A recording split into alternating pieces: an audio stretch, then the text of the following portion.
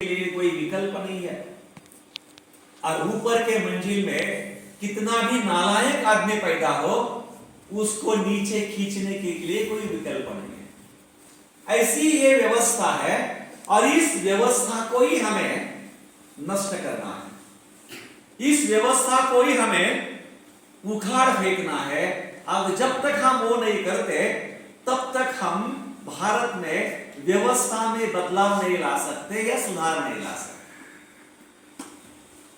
उसी साल एक दूसरी महत्वपूर्ण घटना हुई और वो घटना ये हुई है मार्च 19-20 2020 में ही महाराष्ट्र के कोल्हापुर जिले में कागल करके एक तालुक तहसील है, वहां पर उस दक्षिण विभाग के महारों की, बहुजनों की एक परिषद बुलाई थी और जिस परिषद में बाबा साहब के साथ साथ स्वयं छत्रपति शाहू महाराज भी मौजूद थे। उस परिषद में बहुत सारे जो विषयों पर चर्चा हुई, वो चर्चा देखने के लिए हमारे पास समय नहीं है क्योंकि आगे मुझे आपको दौड़ाना है। लेकिन वहां पर एक बहुत ही महत्वपूर्ण बात लगी जो सभी लोगों को गौर करने जैसी है। वहां पर जब शाहू महाराज अपना भाषण करने के लिए उठे, खड़े रहे और उन्होंने सामने बैठे हुए लोगों को देखकर एक तरह से ऐलान किया, हे मेरे बहुजन प्रजाजन हो, हे मेरे बहुजन प्रजाजन हो, आज मुझे बड़ी खुशी हुई है और मुझे मेरी खुशी का कारण यह है कि आज आप लोगों ने आपका जो नेता है वो चुन लिया है और मेरा ये पूरा विश्वास है।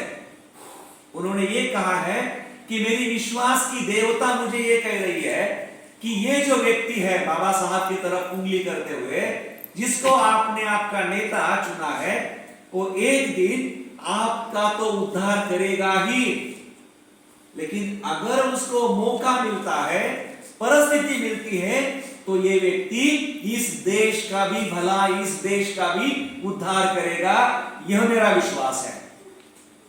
यानी बाबा साहब का जो नेतृत्व है, जो लीडरशिप है, उस लीडरशिप को किसी महारों ने प्रमाणित नहीं किया, उसको पहचाना छत्रपति शाहू महाराज ने और उन्होंने स्वयं ऐलान किया कि ये आपका भी भला कर सकता है और इस देश का भी भला कर सकता है। और वहां से हम देखते हैं कि भले ही उसके बाद बाबा साहब को पढ़ाई के लिए कुछ समय बाहर जाना पड़ा विदेश में, लेकिन उन्होंने अपना कार्य ना रोका ना छोड़ा। उसके में से कुछ घटनाएं, उसकी जो श्रृंखला है, वो श्रृंखला मैं आपको लगाना चाहता हूं और जितनी मेरे उपयोग की है उतनी ही मैंने चुनी है। शायद आपके मन में यह आशंका निर्माण होगी कि इसमें कुछ तो खोया है मैत्रेयनाथ ने, या कुछ तो भूले है। मैं ना खोया है, मैंने किसी चीज को ना खोया है ना भूला हूं, लेकिन समय में की पाबंदी रखते हुए जो मुझे कहना है उसके लिए जो आवश्यक है वही बातें मैंने यहां पर ली है। और उसमें से सबसे महत्वपूर्ण बात है 1924 में बाबा साहब अंबेडकर जी ने बहिष्कृत हितकारिणी सभा का निर्माण किया और वो जो निर्माण है वो 2 आयामों में हुआ। इस सभा का निर्माण करना तय हुआ मार्च 9 तारीख को और संगठन हुआ, स्थापना हुई जुलाई में, उसी साल 1924 को। और ये घटना जो है वो बंबई के जो परेल में जो दामोदर हॉल रहा करता था, अभी उसको तोड़ दिया है वहां के म्युनिसिपैलिटी ने, लेकिन वहां पर ज्यादातर आम बाबा साहब की सभाएं हुआ करती थी।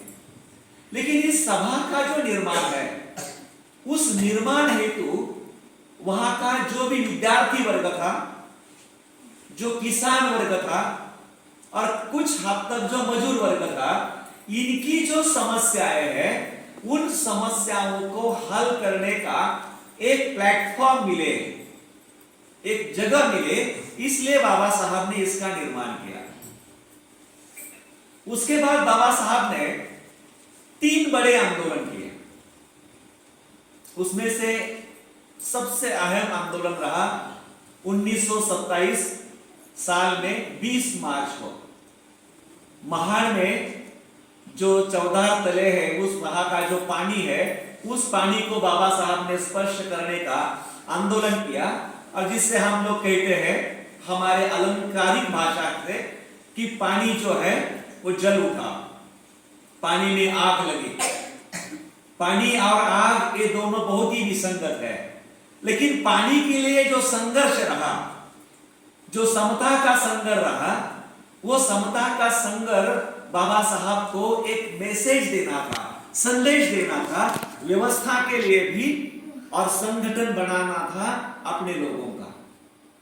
उनके अंदर वो जान डालनी थी, उनके अंदर वो जज्बा डालना था। जो मरे हुए लोग थे, जो इकट्ठा नहीं थे, उनको भी इकट्ठा करना था और अपने हक की लड़ाई लड़ने की उनको दिशा देनी थी। उसमें बाबा साहब को जिस हद तक चाहिए थी उतनी सफलता नहीं मिली। लेकिन बाबा साहब शांत बैठे, तो फिर वो बाबा साहब क्या? बाबा साहब ने उसी साल 1927 के ही दिसंबर 25 को उसी जगह महाड़ में ही दूसरा आंदोलन छेड़ा, जबकि सरकार को मालूम था कि पहला जो आंदोलन है उस आंदोलन में क्या हुआ है, सवर्णों को भी मालूम था और इसीलिए सरकार ने भी दबाव डाला था। सवर्ण लोग भी सहकार्य करने के लिए तैयार नहीं थे। कहीं पर भी बाबा साहब को मंडप के लिए जगह नहीं मिल रही थी। एक मुसलमान भाई आगे आया और उसने अपनी खेती दे दी वहां उस कार्यक्रम करने के लिए, वो बात अलग है।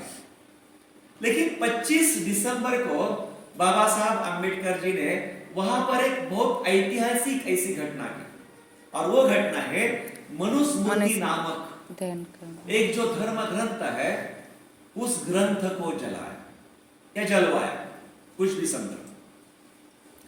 अभी ये जो बाबा साहब की जो कृति है वो कितने लोगों के समझ में आई है, कितने लोग उसको समझ पाए हैं, कितने लोगों को उसकी जो अहमियत है वो ध्यान में आई है, उस पर एक सोचना चाहिए, हमें विचार करना चाहिए, हो सके तो पढ़ाई भी करनी चाहिए। जब लोग ये दावा करते हैं कि बाबा साहब इस दुनिया में एक ऐसे महान विभूति रहे हैं कि जिनका अपना स्वयं का निजी ग्रंथालय रहा और उस ग्रंथालय में हजारों की तादाद में किताबें थी। बाबा साहब का किताबों का जो प्यार था, वो कहते थे कि मैं बच्चों से ज्यादा मेरे किताबों पर प्यार करता हूं। ऐसा विश्वव्यापक विद्वान एक किताब जलाकर किसको क्या संदेश देना चाहता था? वैसे तो वो एक ऐसा ग्रंथ था जिस ग्रंथ में कोई मतलब नहीं था, लेकिन उस ग्रंथ में लिखी हुई जो बातें थी, वो बातें वो लोग बताते थे कि इसको धर्मशास्त्र ने मंजूरी दी है, अप्रूव्ड बाय सीक्रेट धर्म शास्त्र। और उस ग्रंथ को जलाकर बाबा साहब को यह दिखाना था हिंदू समाज को कि मैं अपने धर्मशास्त्र को जला रहा हूं और अपने धर्मशास्त्र के अनुसार जो भी चाली रीति है, रीति रिवाज है, रूढ़ी है, त्योहार है, आज से हम नहीं मानेंगे, आज से हमें ये नहीं करना है। किताब जलाई, जलती रही है, 3 साल के बाद उसकी शताब्दी आएगी, लेकिन जिस धर्मशास्त्र से वो जलाई है वहां बताई हुई सभी बातें बाबा साहब को मानने वाले और न मानने वाले अपने जिंदगी में जी रहे हैं। सभी पुरानी रूढ़ियां चल रही है, महिलाओं की गुलामी चल रही है, महिला वो पल्लुओं में रह रही है। किसको समझाए कि बाबा साहब ने इस ग्रंथ को क्यों जलाया है, कि जिस धर्मशास्त्र ने ऐसी घिनौना कानून बनाया था, वो घिनौना कानून को जो धर्म मानता है वो धर्म को जला रहा हूं। ये कितना समझाए बाबा साहब के बच्चों को। कितनी बातें हमारे ध्यान में आई है। हमने केवल किताब जलाने के, आज भी हम नौटंकी करते हैं। उस दिन मनुस्मृति बनाओ, जलाओ और जल्लोष करो, नारेबाजी करो। अरे जिस हेतु बाबा साहब ने जलाई वो समझने की कोशिश करो। बाबा साहब वहां सामने बैठे हुए 5 से लेकर 8,000 लोग वहां खड़े बैठे थे, उनको भाषण दे रहे हैं। कौन सा भाषण था? बाबा साहब ने मनुस्मृति के ऊपर भाषण नहीं दिया। बाबा साहब ने भाषण दिया फ्रांस के राज्य क्रांति पर। और फ्रांस की राज्य क्रांति उससे पहले 138 साल पहले हुई थी, 1789 में, 1789। और उसके 138 साल बाद बाबा साहब अपने अनपढ़ लोगों को समझा रहे हैं कि फ्रांस के लोगों ने इकट्ठा आकर वहां की त्रिवर्णीय व्यवस्था खालसा की खत्म कर दी। हमें भी यहां की जो 4 वर्ण व्यवस्था है उसको खत्म करना है, खालसा करना है। और यही फ्रांस के राज्य क्रांति में और हमारे आज के इस संघर्ष के लड़ाई में समानता है। अपने सामने बैठे हुए अनपढ़ लोगों का हौसला बढ़ाने के लिए बाबा साहब ने उस आंदोलन का संबंध सीधा सीधा फ्रांस के राज्य क्रांति के साथ जोड़कर लोगों के अंदर एक जज्बा जगाया, एक उमंग निर्माण कर दी कि हमारी लड़ाई किस लिए है, हमें इस 4 वर्ण को किस तरह से नष्ट करना है, खत्म करना है। बाबा साहब कोई मामूली चीज नहीं थी। बाबा साहब की सोच जो है वो एक प्रज्ञावान व्यक्ति थे। उनकी दृष्टि अलग थी, उनकी सोच कहीं मील आगे रहती थी सामान्य लोगों से। उस दृष्टि से उस आंदोलन को बाबा साहब आंबेडकर जी ने निश्चित रूप से सफल किया।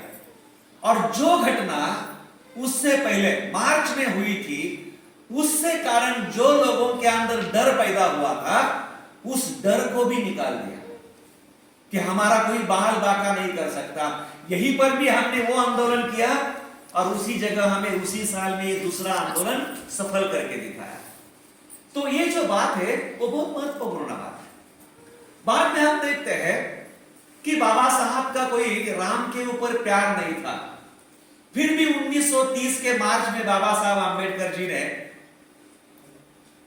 काला राम मंदिर का आंदोलन किया। जिस राम को उसके ही अनुयायियों ने ताला बंद करके रखा था, उस राम को जाकर क्या मांगना था बाबा साहब? लेकिन बाबा साहब को मांगना था समता का अधिकार। अगर आप देखोगे 1920 से लेकर 1930 तक बाबा साहब आंबेडकर जी ने जितने भी आंदोलन चलाए, वो आंदोलन वो सामाजिक और धार्मिक परिवर्तन के हेतु चलाना चाहते थे। और उनको यह लगता था सामाजिक धार्मिक परिवर्तन के जरिए मैं हिंदू समाज में सवर्णों में परिवर्तन लाऊंगा और फिर उस परिवर्तन के तहत शायद हम आगे ज्यादा बड़ा परिवर्तन ला सकते हैं। लेकिन 10 साल का जब उन्होंने जायजा लिया तो हिंदू भाई बहनों के हृदय में कदापि ही कुछ परिवर्तन नहीं हुआ था। और 1930 के समय एक दूसरी हलचल चल रही थी भारत में, और वो हलचल ये थी कि भारत में सत्ता हस्तांतरण की बातें चल रही थी, स्वतंत्रता की नहीं, फ्रीडम नहीं, ट्रांसफॉर्मेशन ऑफ पावर। और उस दृष्टि से 1930 में ही इंग्लैंड में राउंड टेबल कॉन्फ्रेंस बुलाई थी, गोलमेज परिषद। और उस गोलमेज परिषद के लिए दलितों के नेता के रूप में बाबा साहब का पहुंचना बहुत जरूरी था। और फिर बाबा साहब को लगा कि अभी सामाजिक और धार्मिक परिवर्तन के तहत चलना बड़ा कठिन है, क्यों ना अभी हम राजकीय आंदोलन से शासन के साथ संघर्ष करके हमें हमारे कुछ जो अधिकार मिलना है वो मिलाएंगे। और फिर आप देखते हैं जो 2 साल का काल रहा, 30, 31, 32, उसमें बाबा साहब ने पहले ही गोलमेज कॉन्फ्रेंस में हम देखते हैं कि आरक्षण लेकर आए। लेकिन जैसे ही बाबा साहब आरक्षण लेकर आए, हमारे गांधी बाबा की तबीयत खराब हो गई, उनके पेट में दुखने लगा और वो इतने बढ़ा कि वो इतने अनशन पर ही बैठे।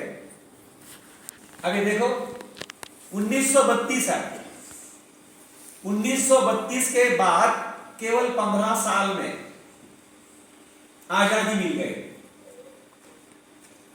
अभी आजादी के लड़ने वाली सबसे बड़ी पार्टी कौन थी? कांग्रेस पार्टी। और कांग्रेस पार्टी के अहम नेता कौन थे? गांधी जी। जिस आदमी का जीवित रहना इस देश के आजादी के लिए सबसे ज्यादा जरूरी है, ऐसा नेता बाबा साहब को मिली हुई इतनी सी आरक्षण के लिए अनशन पर बैठकर जब अपनी जान देने पर तुला है, वो उसकी अक्लमंदी है या उसकी कपट नीति है? समझो, सोचो। जो आदमी आजादी के लिए जीवित रहना चाहिए, वो केवल इसलिए आड़े बैठा है कि अंबेडकर आरक्षण छोड़ो, नहीं तो मैं मरना चाहता हूं। क्या आप चाहते हैं? आप सोच सकते हैं कि बाबा साहब अछूतों का भला चाहते थे? अब सॉरी, माफ करना, गांधी जी हरिजनों का भला चाहते थे? वो तो केवल ऊपरी माया थी। और बाबा साहब को लगा, अरे एक तरफ गांधी और देश, जो गांधी बोलेगा वो देश बोलेगा। और आज अगर ये गांधी मेरे समाज के विकास के रास्ते में एक पत्थर की तरह आ रहा है, तो उस पत्थर से टक्कर देने में आज मुझमें इतनी ताकत नहीं है, मुझे मेरा रास्ता बदलना पड़ेगा। और फिर देखते हैं हम 13 अक्टूबर 1935 नासिक के एवले जगह पर बाबा साहब आंबेडकर ने ऐलान किया कि मैं हिंदू करके पैदा हुआ, ये मेरे हाथ में नहीं था, लेकिन मैं हिंदू करके मरूंगा नहीं। ये धर्मांतरण की जो घोषणा है, ये मानो बाबा साहब ने एक तरह से हिंदू धर्म को दी हुई नोटिस है। कुछ हद तक परिवर्तन हुआ, कुछ हद तक लोग जाग उठे, लेकिन ज्यादा देर तक वो चला नहीं। फिर से माहौल वैसा ही रहा। फिर बाबा साहब को एक ही था कि मैंने तो कसम खाई है और वो कसम मुझे पूरी करनी है। फिर 1936 में 30, 31 मई और 1 जून बाबा साहब आंबेडकर जी ने बंबई में एक बड़ी मुंबई इलाका महारों की परिषद बुलाई। वहां बाहर के लोग नहीं थे, फिर भी बाहर से कई लोग आए और लगभग 50,000 लोग इकट्ठा हुए। जो परिषद वहां जो हैदराबादी आंबेडकर है उनकी अध्यक्षता में हुई थी, वीवी वेंकट करके उनका नाम था। और बाबा साहब ने मुख्य भाषण दिया है, जो आप सभी लोग जानते हैं, मुक्ति कौन पथे, विच वे इमेंसिपेशन। उसने बाबा साहब ने पूरी तरह से धर्मांतर का ऐहिक कारण और आध्यात्मिक कारण, पारमार्थिक कारण, दोनों बातों को समझाया है। वहां पर बाबा साहब जब सहानुभूति, समता और स्वातंत्र्य, इन संकल्पनाओं को समझाते हैं, तो स्वतंत्रता को समझाते हुए बाबा साहब ने पूरी तरह से बुद्ध का मुक्ति का उदाहरण दिया है, मन की स्वतंत्रता। मेरे पास समय नहीं पूरा ब्यौरा देने के लिए। वो बात हमें एक सोचने लायक है। धर्मांतर 20 साल बाद किया, लेकिन 1936 में उन्होंने उसका दाखला दिया। जब समारोह की तरफ वो बढ़ते हैं तो लोगों को समझाते समझाते कहते हैं कि धर्मांतरण के नीचे जड़ मेरी है वो केवल आध्यात्मिक भावना है, आध्यात्मिक भावना के अलावा और कुछ भी नहीं है। 1936 में धर्मांतरण के पहले 20 साल बाबा साहब की लैंग्वेज, भाषा देखो। मेरे अध्यांतरण का जो जड़ है, मूल है, वो आध्यात्मिक भावना के सिवा कुछ नहीं है। जब समारोह करते हैं तो समारोह में जो बुद्ध ने आनंद को आखिरी समय दिया हुआ संदेश है, वही संदेश बाबा साहब दोहराते हैं। वही संदेश बाबा साहब दोहराते हैं और अपने भाषण का समारोह करते हैं।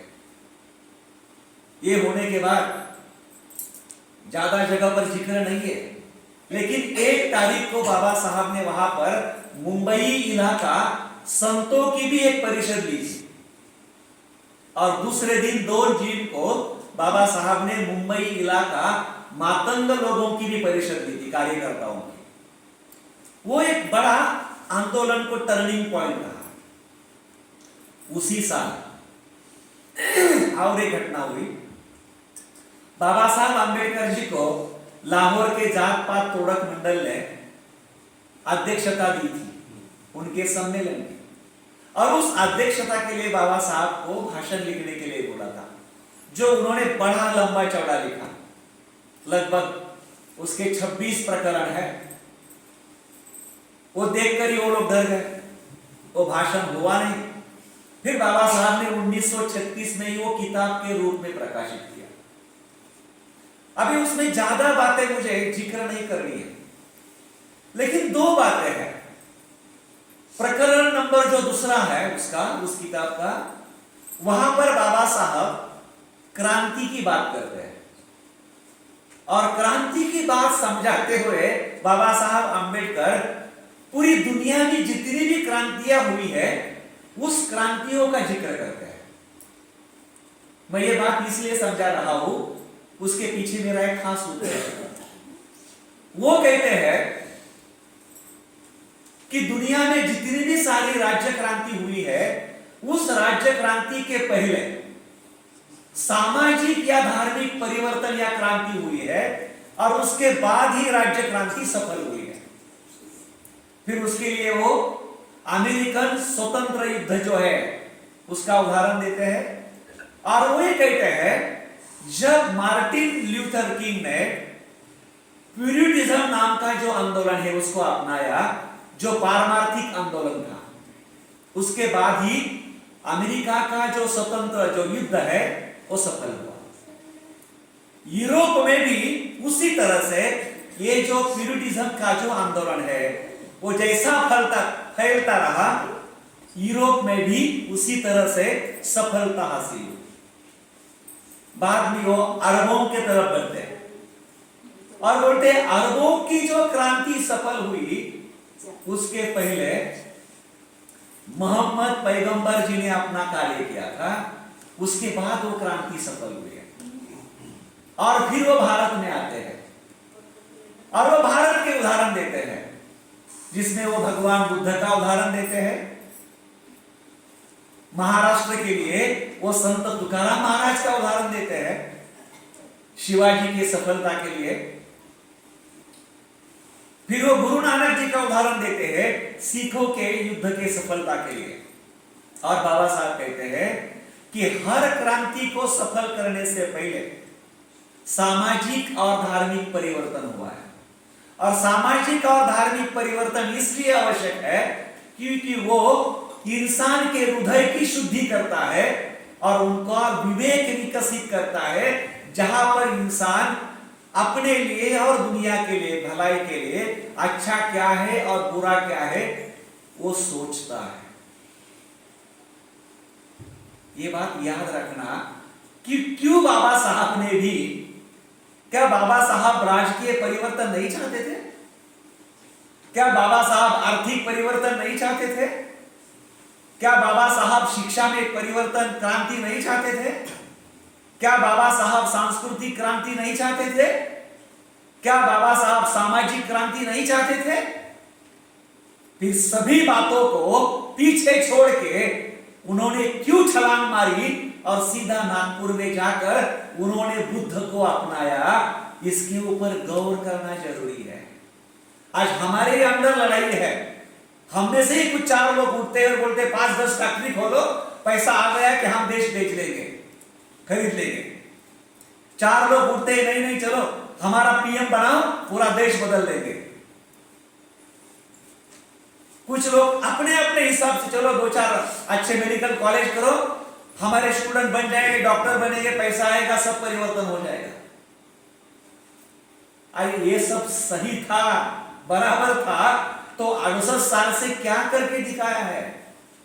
क्या बनाया हमारा 2-4 मेडिकल कॉलेज, बनाए हमारे 2-4 इंजीनियरिंग कॉलेज, बनाए हमने 5-10 आर्ट कॉलेज, जहां हमारे युवा सीख रहे बाबा साहब का आर्थिक ज्ञान, जहां सीख रहे वो एंथ्रोपोलॉजी, जहां सीख रहे वो सोशियोलॉजी। इतनी अगर हमें हमारे अंदर अकल है, समझ है, तो क्या हुआ उस वादों का, उस ऐलानों का कि जो हम केवल सभा में करते हैं। खैर उसका जो इसी किताब का 14वां प्रकरण है जिसमें बाबा साहब जिक्र करते हैं मेरा आदर्श समाज कैसा हो, और वहां पर वो कहते हैं कि मेरा आदर्श समाज स्वातंत्र्य, समता और बंधुता, या स्वतंत्रता, समता और भाईचारा, इस पर आधारित हो। ये बात है 1936 की। 36 और 10 46 और 49 के लिए कितने लगते हैं? जब हमारा संविधान 26 नवंबर 1949 को अस्तित्व में आया तो हम क्या देखते हैं? 36 साल में जो बात बाबा साहब ने जाति उच्छेद के प्रकरण नंबर 14 के पहले पैराग्राफ में लिखी है, वही बात हम 1949 को हमारे संविधान के प्रीएम्बल में देखते हैं। सो बाबा साहब ने बनाया हुआ संविधान बाबा साहब के आदर्श समाज का एक किताब है, एक संविधान है। इस बात को हम कब समझेंगे, कैसे समझेंगे? उसकी जन जागृति हम कैसे करेंगे? कहने लायक बहुत है लेकिन समय कम है, और मुझे मालूम है पूजा है, समारोह की तरफ मैं आपको दौड़ाना चाहता हूं। 1950 से लेकर 56 का जो काल है वो बाबा साहब के लिए बहुत टेढ़ा मेढ़ा रहा। टेढ़ा मेढ़ा इसलिए, कानून मंत्री थे, हिंदू कोड बिल था, इलेक्शंस थी, उसमें हार हो गई, बाकी कब बातें हुई, निराशाजनक स्थिति रही। लेकिन एक बात उनके लिए बहुत प्रेरणादायक थी, और वो है उनका बुद्ध के तरफ आगे बढ़ना। और वो बात हम देखते हैं कि 1950 के मई में बाबा साहब अंबेडकर जी ने एक किताब लिखी थी, भगवान बुद्ध और उनके धम्म का भविष्य, जो वर्ल्ड वाइड फैल गई, क्योंकि वो महाबोधि के अंक में लिखी गई थी। और उसमें बाबा साहब ने अपना पूरा बुद्ध धम्म के बारे में जो संशोधन है वो लिखा है।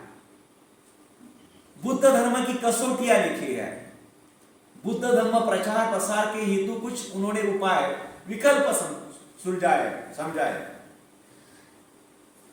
और उससे बाबा साहब बहुत मशहूर हो गए। और उसी के साथ साथ उसी महीने में, मई महीने में श्रीलंका में एक बौद्धों का बड़ा मेला हुआ था, और वहां पर डॉक्टर जेपी मलाल शेखर, जो वर्ल्ड फेलोशिप ऑफ बुद्धिस्ट, विश्व बौद्ध भातृ संघ के संस्थापक अध्यक्ष रहे, उन्होंने बाबा साहब अंबेडकर जी को अबौद्धों के प्रतिनिधि के रूप में इसके उद्घाटन के लिए आमंत्रित किया था। उस समय बाबा साहब लगभग 2 हफ्ते तक लंका में रहे, श्रीलंका में। वहां पर उन्होंने हिस्सा लिया, भाषण दिए, श्रीलंका के दलित युवाओं को भाषण दिए, वहां के बुद्ध विहारों की भेंट की, भिक्षुओं को मिले, वंदना की उन्होंने कैसेट बनाई जो बनाकर वो भारत में लेके आए और उसका सबसे पहला पूजा किताब बाबा साहब ने पूना से प्रकाशित किया था 1956 में। आज भी आपके doctor Baba Saheb Ambedkar writing and speeches volume number 16 के अपेंडिक्स में है, आप जाकर देख सकते हैं। बाबा साहब की मराठी पूजा किताब है जो सबसे पहली प्रकाशित हुई थी 1956 में। 1951, 52, 53, 54 के तहत बाबा साहब ने बड़े जोर शोर से दिल्ली में, मुंबई में, औरंगाबाद में, अलग अलग जगह में बुद्ध जयंती मनाना शुरू किया। और वो बुद्ध जयंती इतनी बड़ी पैमाने में वो मनाते थे। दिल्ली में जो उन्होंने एक जयंती मनाई, वहां लगभग उस समय 20,000 की तादाद में लोग थे। 13 अलग अलग राष्ट्रों के एम्बेसडर को उन्होंने बुलाया था। यानी एक तरफ हम देखते हैं बाबा साहब बुद्ध के तरफ बढ़ रहे थे। 50, 51, 52, 53, 54 में उन्होंने और एक कदम आगे बढ़ाया और वो है कि पूना में, महाराष्ट्र के पूना के पास देवरोड करके गांव है, जहां पर वहां के महारों ने महार संतों के लिए एक धर्मशाला बनाई, जिसके उद्घाटन के लिए वहां के महार बाबा साहब के पास पहुंचे और उन्होंने बाबा साहब को विनती की कि आप आकर उसका उद्घाटन करें। बाबा साहब गए वहां, लेकिन बाबा साहब को रंगून में एक कॉन्फ्रेंस के समय जो बुद्ध की संगमरमर की मूर्ति मिली थी, वो उन्होंने अपने हाथों में जाकर वहां बैठाई और उस धर्मशाला का धर्मांतर के पहले 2 साल उन्होंने देवरोड में किया। और उस समय जब उन्होंने भाषण दिया तो उन्होंने ऐलान किया कि अगर मुझे फुर्सत मिलती है तो महाराष्ट्र के पंढरपुर का जो मंदिर है विठोबा का, वो बुद्ध मंदिर है, ये मैं साबित करके रहूंगा। उसी मई महीने में 1954 में बाबा साहब आंबेडकर जी ने 8 मई 1954 में बुद्धिस्ट सोसाइटी ऑफ इंडिया की स्थापना की। और हम देखते हैं आखिर में अशोक विजयादशमी वार इतवार 14 अक्टूबर 1956 को बाबा साहब आंबेडकर जी ने बुद्ध धर्म को अपनाया। अब इस बुद्ध धर्म को अपनाने से हम देखते हैं कि बाबा साहब की जो मानसिकता कैसी बनी, कब से बनी, शुरुआत से ही आप कुछ बातों को अगर देखते हैं। और उसके लिए मैं बाबा साहब ने बताए हुए जो 2 एक बहुत ही महत्वपूर्ण ऐसे कोट है जिसको दोहराना चाहता हूं कि कितने गहराई से बाबा साहब बुद्ध को चाहते थे। एक जो उनका कोट है, यहां पर वो कहते हैं, cultivation of mind should be the ultimate goal of human existence. अपने मन का विकास करना, यानी मन को सुसंस्कृत करना ही मानवीय जीवन का अंतिम उद्देश्य हो। उन्होंने ये नहीं कहा कि श्रोतापन्न बनना, सकृतागामी बनना, अरहंत बनना, बोधिसत्व बनना या बुद्ध बनना ये मानवीय जीवन का अंतिम उद्देश्य है। वो ये कहते हैं कि निश्चित रूप से मन का विकास करना ये इंसान के जीवन का अंतिम उद्देश्य होना चाहिए। और मन का विकास यानी सब विकास ही विकास है। बुद्ध का होना यानी बुद्ध के मन का विकास हुआ है।